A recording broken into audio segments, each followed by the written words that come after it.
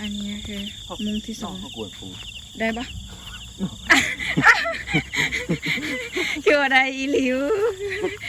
ที่ซ้อนทางเกิบเต็มเลยนะตอนนี้แม่เฮากำลังเดินทางกับพี่น้องด้านหน้าก็คือทีมงานของเฮาก็คือขี่ซาเล้งไปนะสาวๆคือซาเล้งไปวันนี้แม่เฮาก็มีไปพาไปติดตามวิถีชีวิตเนาะคนในชนบทชนเผ่าเฮาก็คือประมาณนี้แหละทำแรงๆแล้วก็ปล่อยติงานมองในประตู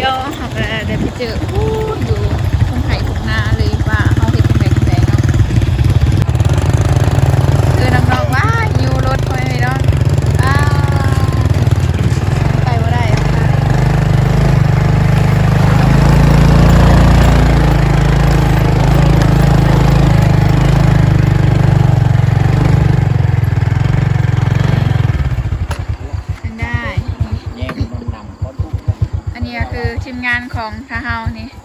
อันนี้สบายดีนี่น้องไว้สบายดีนี่ทางนี้ทีมงานของเฮาเนาะอันนี้จักคนวะ1 2 3 4 5 6 7 คนเดี๋ยวเฮามาติดตามเฮาเบิ่งทำกันว่าเฮาเฮ็ดจังไดอันนี้คืออีหยังนี่นะนี่มาที่ว่าเนี่ยอันนี้คืออุปกรณ์ของเฮาพ่อแม่พี่น้องนี่อุปกรณ์ของเฮาที่เฮาหากินในมื้อนี้ก็จะประมาณนี้นะพ่อแม่พี่น้องอันนี้คือรถเฮาเนาะไหนFortuner ของเฮานะพ่อแม่พี่น้องอันนี้คือรถใหญ่ของเฮาเนาะเพื่อมาแก้ทีมงานเนี่ยทำงานทีมงานมืดซ้ำนี่ก็มันซ่อนเลยบ่ซ้ำนี่บ่ทาก่อนหามันมืดก่อนเนาะตอนนี้มันยังบ่ได้นะพ่อแม่พี่น้องเบิ้งมุ้งมาเช็คมุ้งขาดเช็คมุ้งขาดก่อน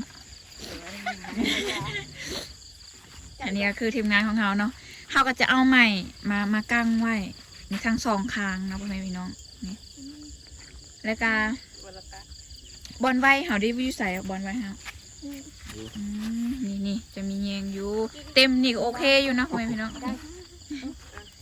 นี่มาเบิ่งเฮาอันนี้แม่นเฮาก็จะอีหยังเฮาเช็คเบิ่งว่ามีบอลขาดบ่แบบนี้นะนี่ได้เกี่ยกินนะกินไก่เดี๋ยวมาไงอันนี้ขาดเลยค่ะมีหูมันบ่นะนี่มีหูอยู่ทางนั้นพ่อแม่พี่น้องบ่เป็นยังสำนันจะข้ออะไรแบบยุ่ใส่บ่มีตีเรียบร้อยนะตอนนี้ไม่เฮากะเซ็กเป็นทีเรียบร้อยแล้วก็คือบ่มีปัญหาหยังก็มีหูอยู่ก็มีเล็กน้อยสาวๆทีมงานอันนี้เนาะอันนี้ก็คือชีวิตประจำวันของเฮาหลักๆเลยก็จะประมาณนี้เนาะทำมาหากินถ้าแบบว่าอยากกินอีหยังเฮาก็ได้ไปหาเองอันนี้ก็คือบ่มีการแสดงเด้ออันนี้เด้ออันนี้ก็คือชีวิตแท้ชีวิตจริงก็คือนี่แหละสาวๆในส่วนบทก็จะประมาณนี้เพราะว่าถ้าเฮาสิซื้อกินอันนี้ก็ซ้ำตลาดของเฮาพี่น้องก็คืออยากกินอีหยังเนาะเฮาก็ได้ไปซื้อเนี่ยตามทงไฮทงนาได้สัมผัสกับบรรยากาศแบบนี้เนาะโอ้ยจะเหยียบอันนี้เขาจะว่าคันเหยียบเลยเนี่ยบ่ได้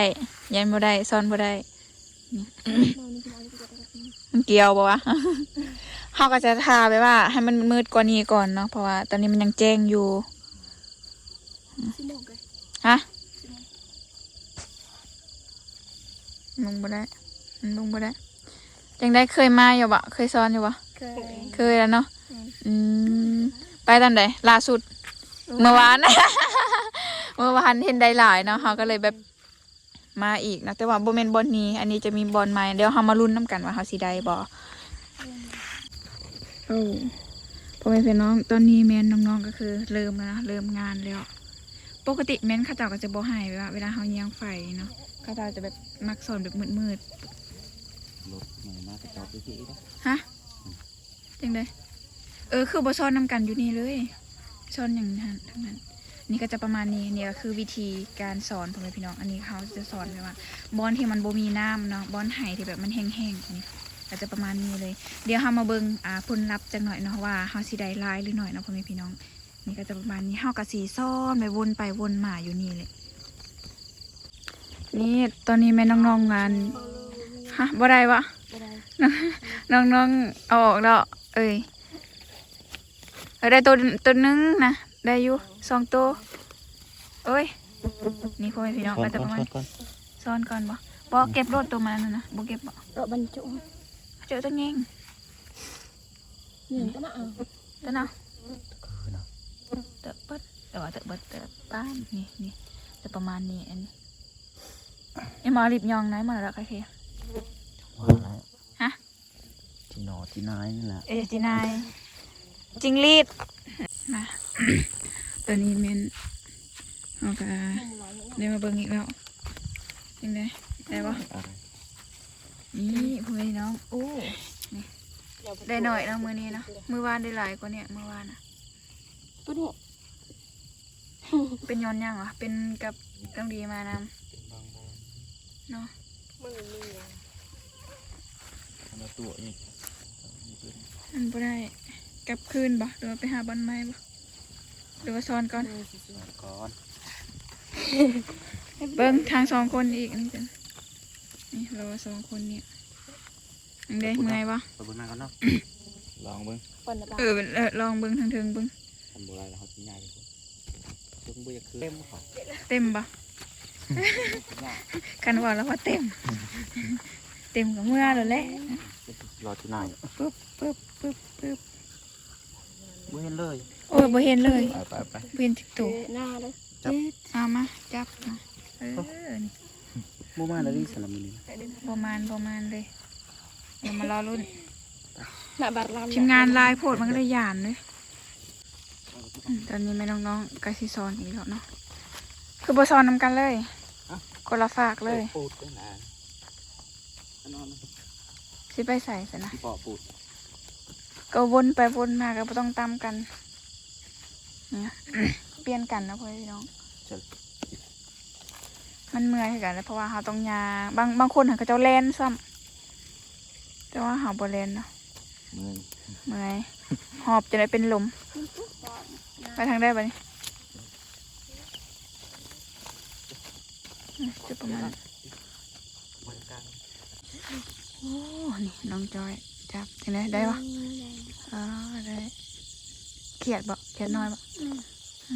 นี่เฮาสีเงี้ยงเนี่ยนะพ่อพี่น้องแล้วก็เฮาก็สิซ้อนมุงนี่เพราะว่ามุงเฮามีแต่2 อัน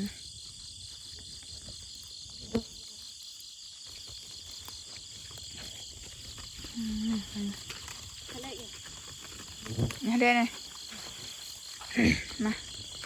มาเบิ่งน้ำกันมาลุ้นน้ำกันว่ามันสิได้บ่ใครกว่าเก่าบ่จ๊ะใครกว่าเก่าอยู่เอาแล้วคือยิงมันถูกนะคือยิงเนี่ยนี่คือยิงเนี่ยรู้ใจรู้ไว้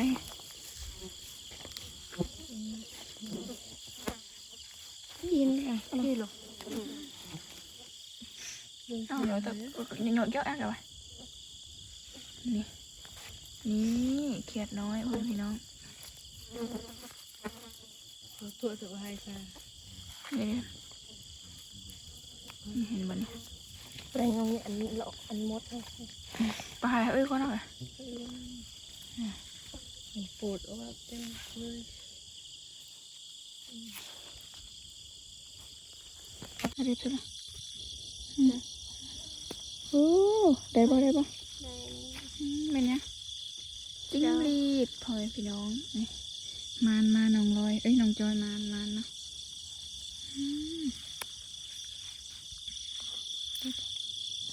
อีกแล้วได้แล้วจิงหรีดอีก เขาเหยียบเพื่อเขาเหยียบไปแล้ว เขาเหยียบเลยโอ้ยมันตายแล้วความจริงนะเขาเหยียบแล้วเขากระยานแต่มันอันนั้นนะ ยานแต่มันหนีนี่ใช่โอ้จริงดีแล้วจริงดีแล้วโอ้ยไปแล้วไปแล้วเออโอ้โหไปโอ้ได้ปะ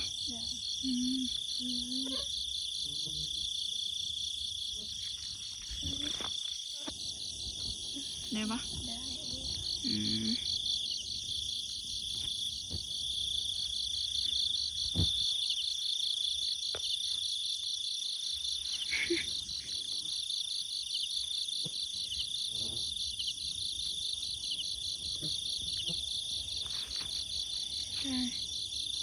จัดการ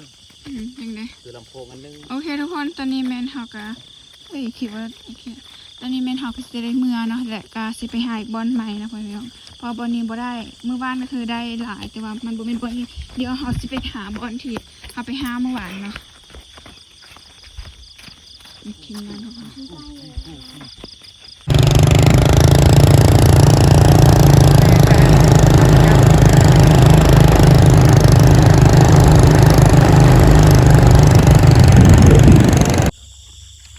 นี่พี่น้องตอนนี้แม่นหอดเฮาก็หอดบอลที่สอง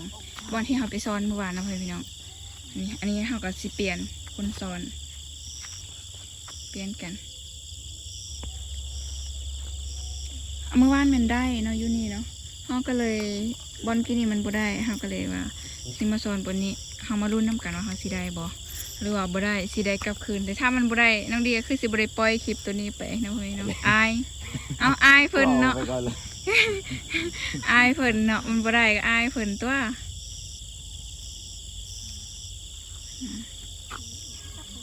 วันทูทรีไปเลย ปิดไฟปิด อ๋อแต่ไหนก็ปิดเนี่ยว้าวรุ่นบอลใหม่มันเบอร์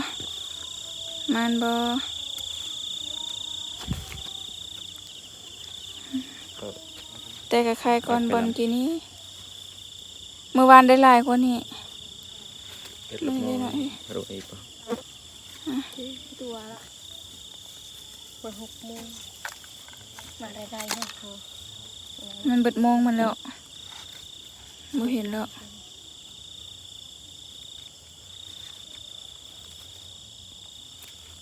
เขียดน้อย ตุก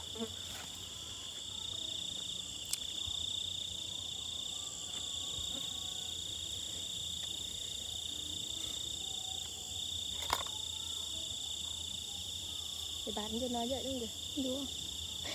บาทกาเยอะดีสกีเนี้ย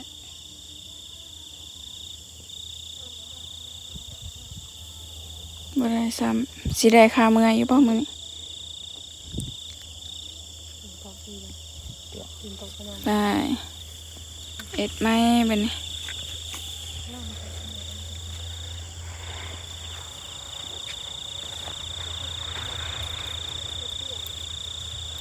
มือมันมากได้หลายเลยพ่อพี่น้องมาอันนี้ก็คือมุมที่สอง กวนปู ได้ปะ คือว่าได้อีหลิวไปซ้อนทางเกิบ มันตีงเลยมันอันน่ะ มัน มันสิดอนออก